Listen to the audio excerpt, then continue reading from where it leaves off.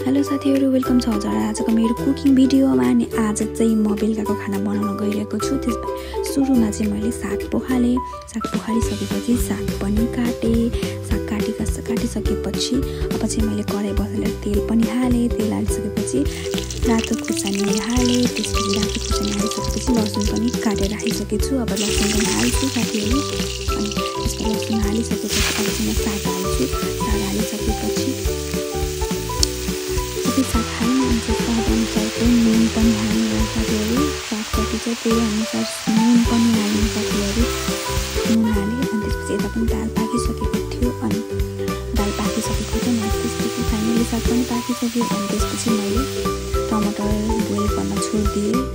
अनि त्यसपछि टमाटर बोइल गरिसकेपछि मैले अचार पनि पिसिसकेँ साथीहरु। अनि अब चाहिँ पालो खानाको। अनि आज चाहिँ मेरो किचनमा सिम्पल खाना छ, दाल भात साग अचार मात्रै। एकदम मिठो भयो साथीहरु। Thank you so much for watching. Don't forget to like, comment, share and subscribe.